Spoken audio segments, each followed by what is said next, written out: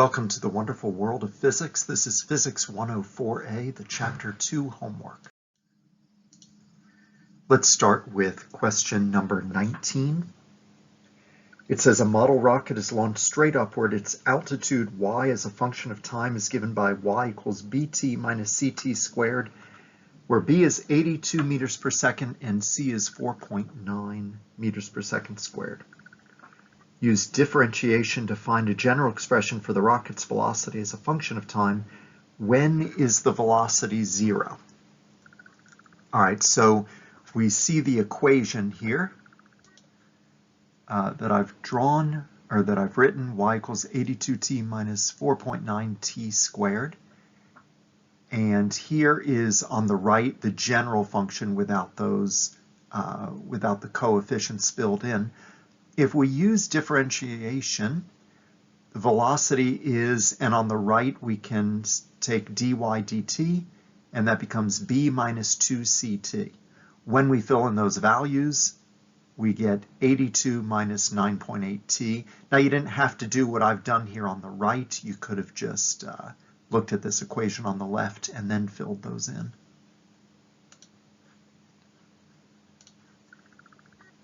Now,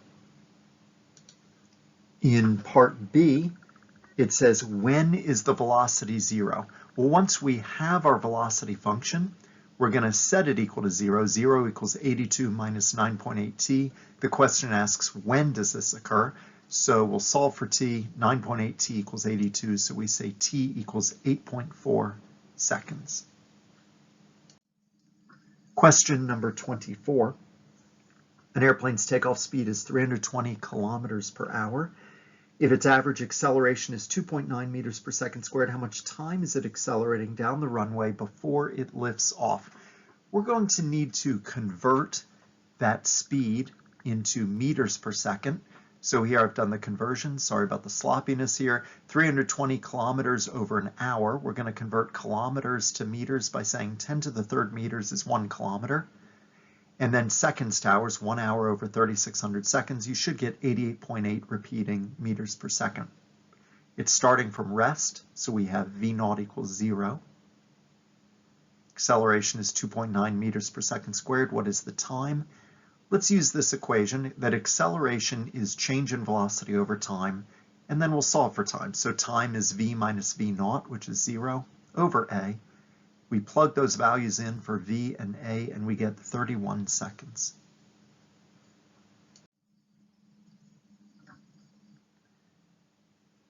Number 30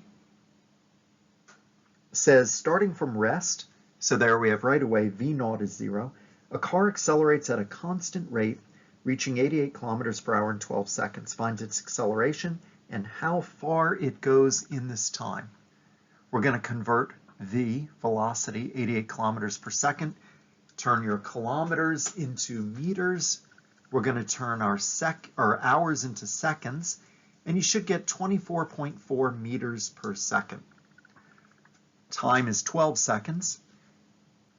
We'll solve for acceleration as change in velocity over time, and you should get 2.04 meters per second squared.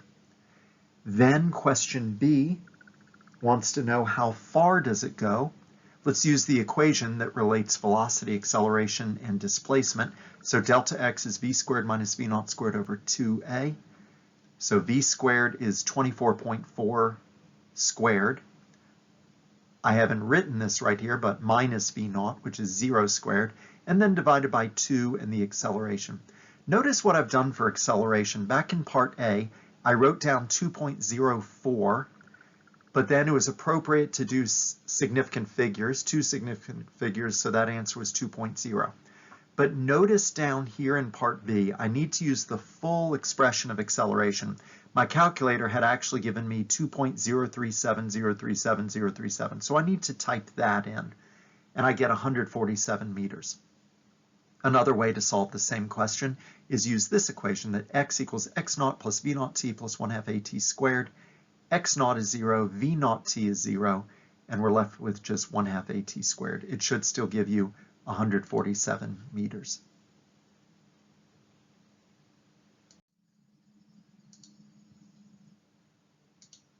Question number 35 says a delivery drone drops a package onto a customer's porch.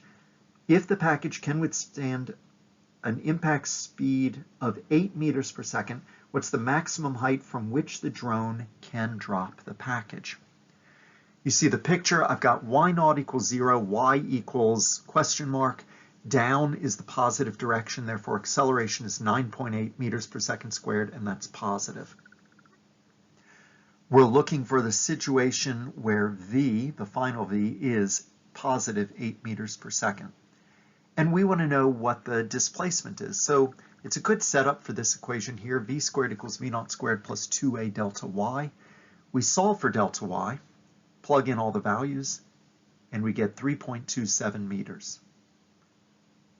Now, it's actually 3.265 meters, and while that does round up to 3.7, because this is the maximum height that it's going to be 8 meters per second, anything more than 3.2653 would actually be a speed of more than 8 meters per second, so it's actually safer in this case to round down to 3.26 meters.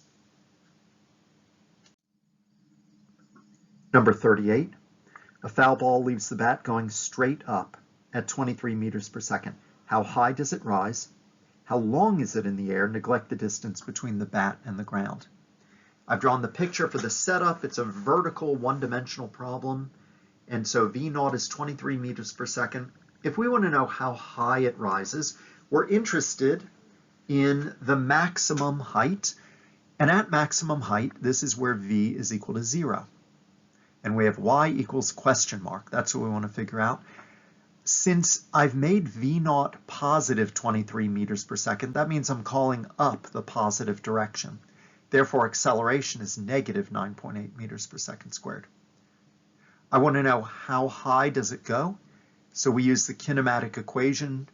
I haven't written it down here explicitly, but it's v squared equals v naught squared plus 2a delta y. Here I've just solved it for delta y. We plug in all the relevant information, v, v naught, 2, and a, and we get 27 meters. The next question asks, what time, or how long is it in the air, so how much time? Let's use this equation.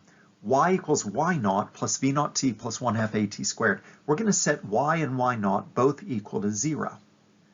And we're left with 0 equals 23t minus 4.90 t squared. Let's factor out t. This gives us two solutions. Either t is equal 0, or 0 equals 23 minus 4.90 t. We're going to disregard t equals 0. That tells us the time when it was originally at the ground. We want to know the later time. And we solve for t, and that gives 4.7 seconds. Another way to answer that question is to use this equation, v equals v naught plus at. Solve for time. Time equals v minus v naught over a. And we're going to recognize that when it comes back down to the original height, now it's going at negative. V is negative 23 meters per second. So we plug that in for v, and you should get the same time, 4.7 seconds.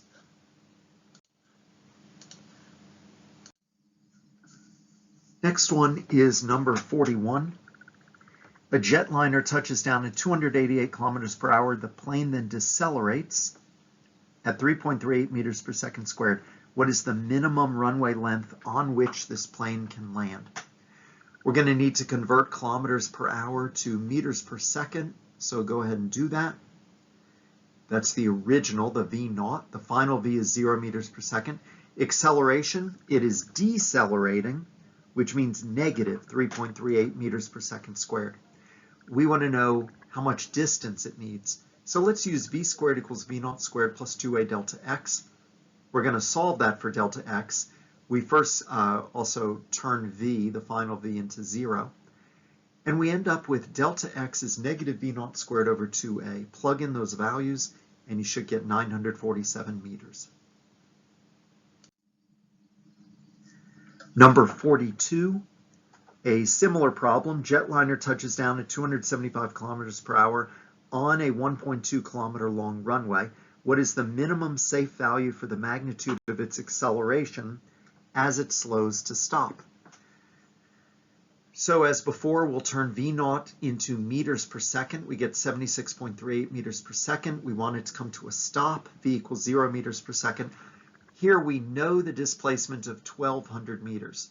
We're going to solve the kinematic equation that we did in the previous problem for acceleration, negative V naught squared over 2 delta x. What that gives us is negative 2.43 meters per second squared. Now this is the minimum acceleration. If we have a harder, stronger acceleration, it'll come to rest in even less of a distance. But this is the required acceleration to bring it to stop in 1,200 meters. Number 43, you're driving at 45 kilometers per hour. When you spot a moose in the road ahead, if your car is capable of slowing at 0.766 meters per second squared, how far from the moose do you need to hit the brakes? Let's turn V naught into meters per second. You should get 12.5 meters per second. Here we have a given acceleration. It's a negative 0.766 meters per second squared. And we want to come to a stop. V equals 0. So as before, we use the same kinematic equation, letting V equals 0. We're solving for displacement. So in this case, delta x equals negative V naught squared over 2a. Plug in the relevant values and you get 102 meters, and with two significant figures, I'll round that to 100 meters. Number 44, driving at 45 kilometers per hour when you spot a moose in the road 102 meters ahead. What's the minimum value for the magnitude of your braking acceleration if you're to avoid hitting the moose? Well, you can see 44 and 43 are the same scenario because I think in 43 we got a distance of 102 meters, same initial speed, but now it's just working it another way to find acceleration.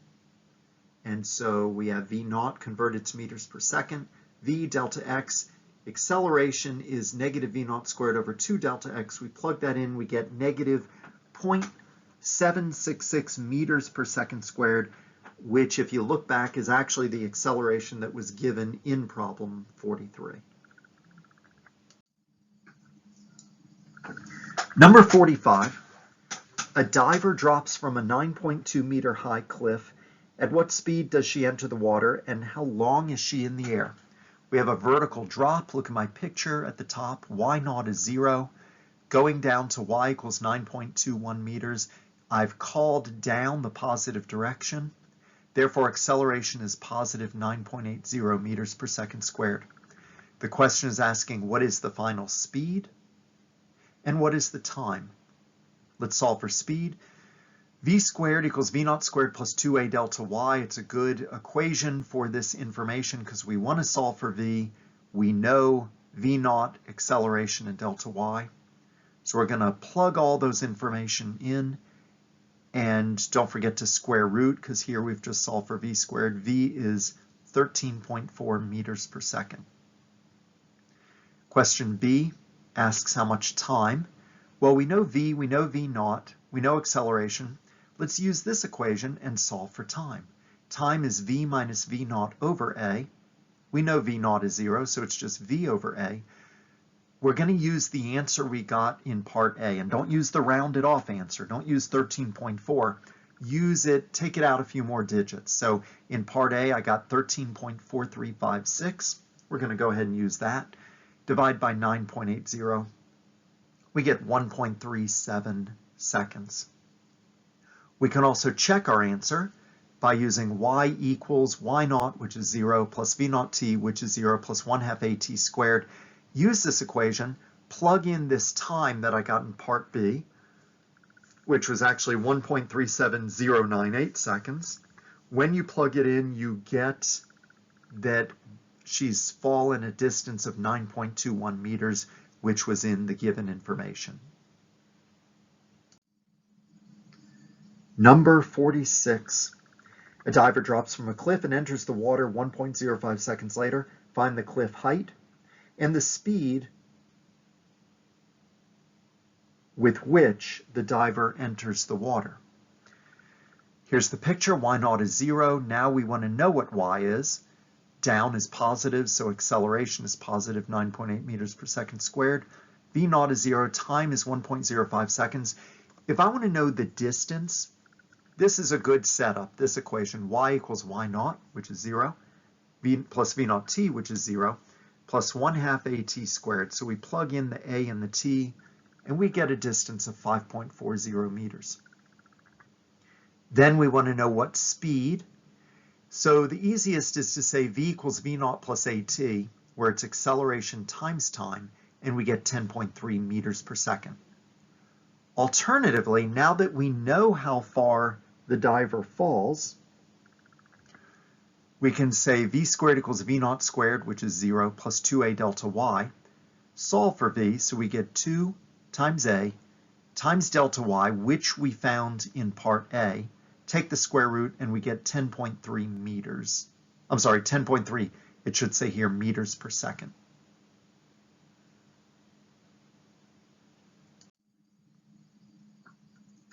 Question number 53. An object's position is given by x equals bt plus ct cubed. It tells what b and c are, and you can see I've written them on the top line. To study the limiting process leading to the instantaneous velocity, calculate the object's average velocity over these decreasing time intervals. So in part A, we're going to say between 1 and 3 seconds. That's a wide time interval of 2 seconds. Then we're going to shorten the time interval to between 1.5 and 2.5. Then we're going to shorten it even more to 1.95 to 2.05. Finally, in part D, we're going to find the instantaneous velocity at 2 seconds and see how it compares with the values we were getting in A, B, and C. So in question A, finding the average velocity, we're going to say it's the difference of the positions divided by the difference of the times. So for the positions, we need the position at 3 seconds, and we get that by plugging 3 into this top equation. 1.5 times 3 seconds plus 0.640 times 3 seconds cubed, and you should get 21.78 meters. That's the position at 3 seconds. Do the same thing for the position at 1 second. 1.5 times 1 plus 0.64 times 1 cubed, and you get 2.14 meters. That's the position at 1 second. Subtract those in the numerator. Then we're going to divide by the time interval. 3 seconds minus 1 second is 2 seconds, and you get an average velocity over that span of 9.82 meters per second. Part B has you do the same process, but with these different times, between 2.5 seconds and 1.5 seconds, divided by the time interval. I encourage you, plug those numbers into the calculator, make sure you get the numbers I get, but in the end you get 9.34 meters per second. Part C is for an even shorter time interval, so find the position at 2.05 seconds based on the top equation, find the position at 1.95 seconds, so it's not going to be that much of a difference. It's traveling a very short distance in this 1/10 of a second interval. Divide by 1/10 of a second, and you get 9.18 meters per second. So what's happening between A, B, and C is we're getting a more and more accurate assessment of what the instantaneous velocity is at 2 seconds. But the best way to find instantaneous velocity, next page, is to do the derivative. So we have, once again, the position is 1.5t plus 0.64t cubed. Take the time derivative.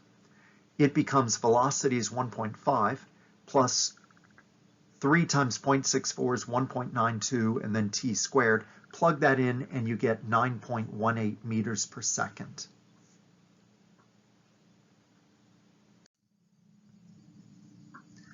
Question number 59 says a fireworks rocket explodes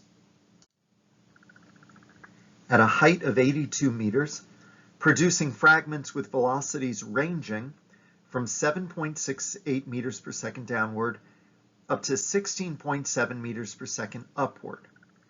Over what time interval are fragments hitting the ground? All right, so on one extreme, you have fragments that are being fired downward, as you can see in my picture, at negative 7.68 meters per second.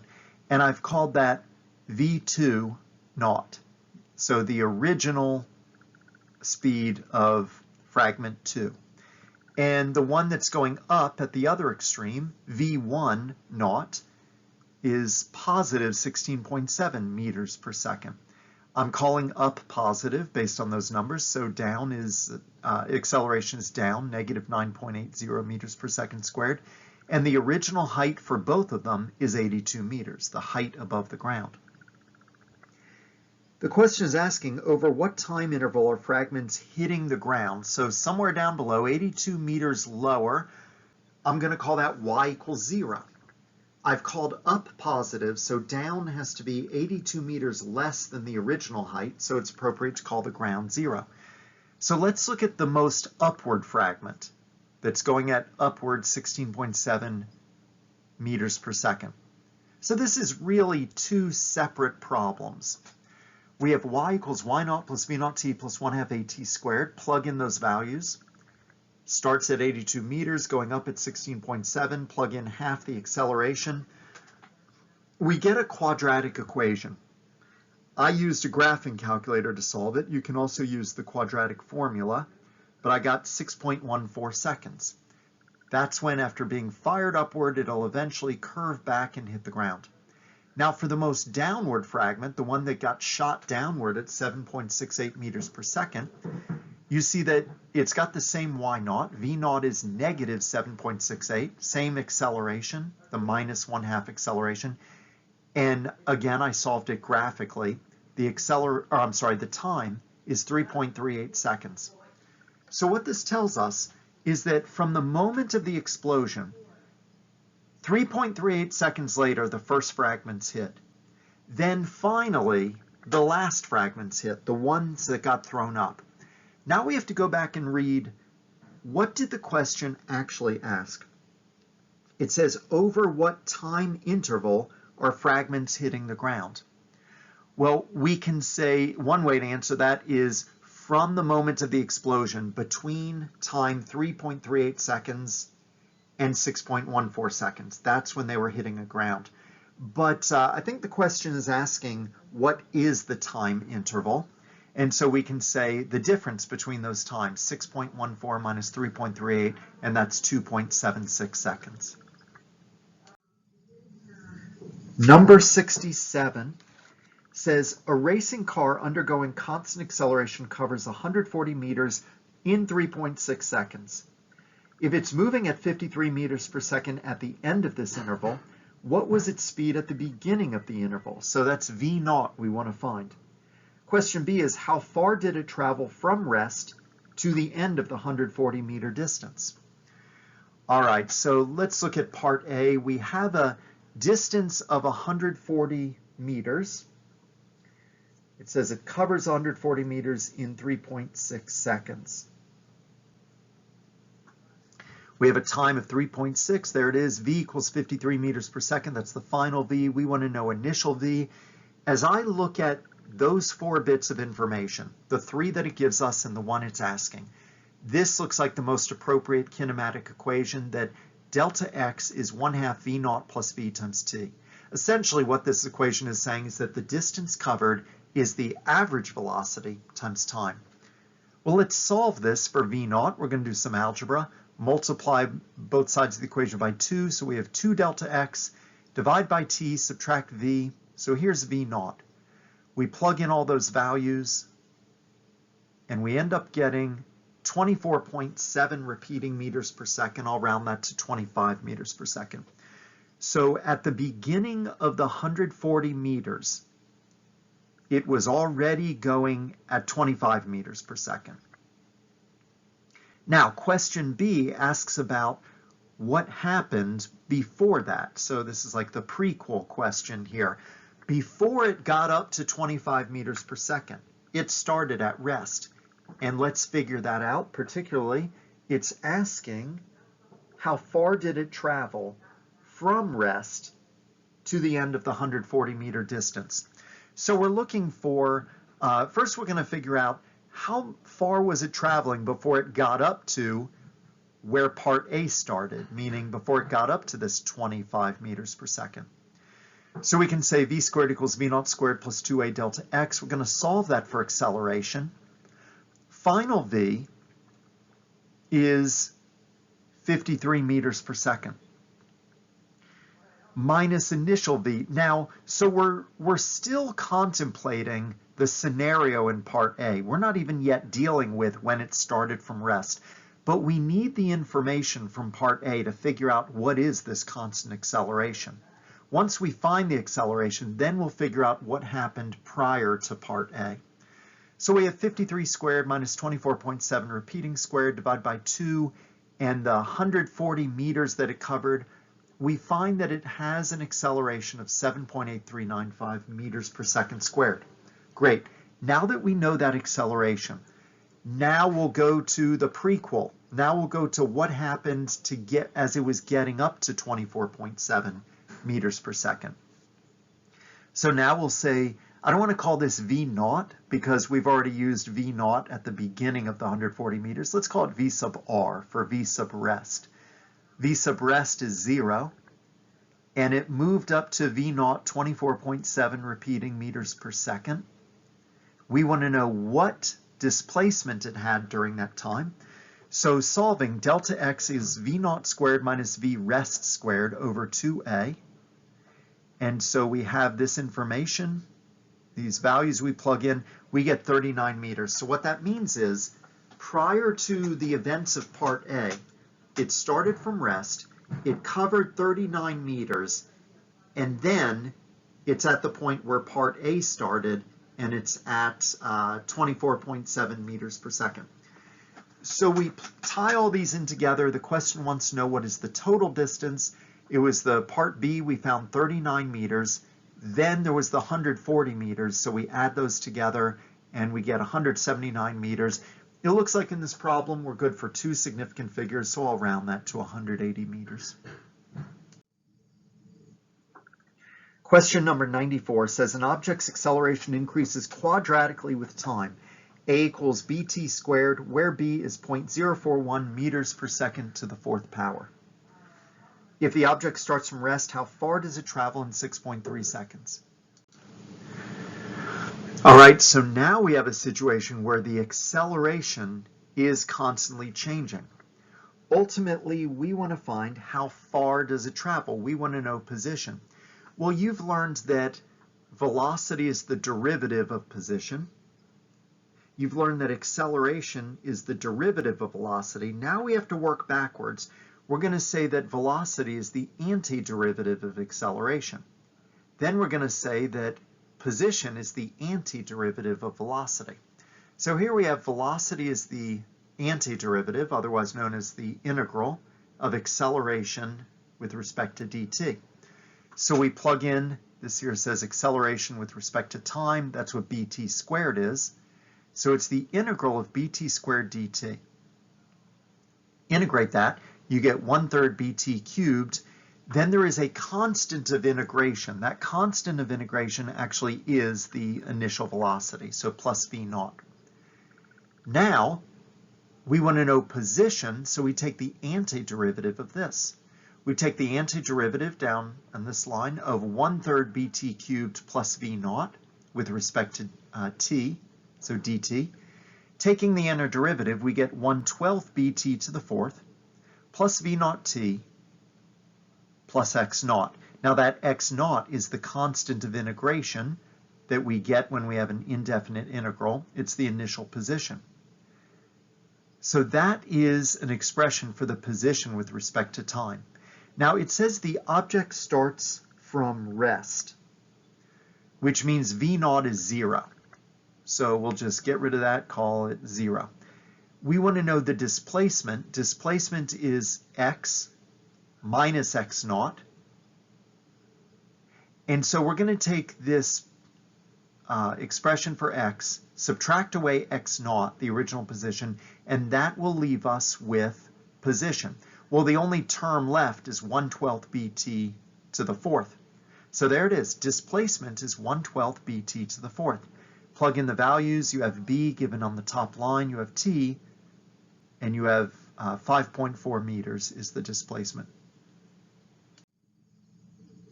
Question number 95. An object's velocity as a function of time is given by v equals bt minus ct cubed, where b and c are positive constants with appropriate units. So it's not telling us what b and c are. If the object starts at x equals 0 at time equals 0, find expressions for the time when it's again at x equals 0, and b, its acceleration at that particular time. All right, so we've got velocity. All we're told is that b and c are constants that are positive, so greater than 0. And it's also telling us that the position at time, so we can call that x naught, is equal to 0. Well, from the velocity, just as we did with problem number 94, the previous problem, let's take the antiderivative. X is the antiderivative of v. So we have bt minus ct cubed. Take that integral, and you should get 1/2 bt squared minus 1/4 ct to the 4th, plus the constant of integration, which is original position, but we've decided that's 0. Now, we want to know when will it be at x equals 0? Again, so we set that position equals to 0. 0 equals 1/2 bt squared minus 1/4 ct to the 4th. Solve it for t. You can factor out a 1/4 t squared. And of course, the one solution, t equals 0, that just tells you that it was at x equals 0 at time equals 0. We already knew that. The other factor is 2b minus ct squared. Set that equal to 0. When you do that, you solve for time, you should get square root of 2b over c. Now that we know that time, square root of 2b over c, now we answer question b, which says, what is its acceleration at that time? Remember, acceleration is the derivative of velocity. So d dt of bt minus ct cubed, which is b minus 3ct squared. And we're just going to plug in where t is the square root of 2b over c, but you're squaring it, so that's 2b over c. The c's divide out, you're left with, over here, 3 times 2b, that's 6b. So in the end, you have acceleration equals negative 5b. That is the end of the Chapter 2 homework. Have a great day.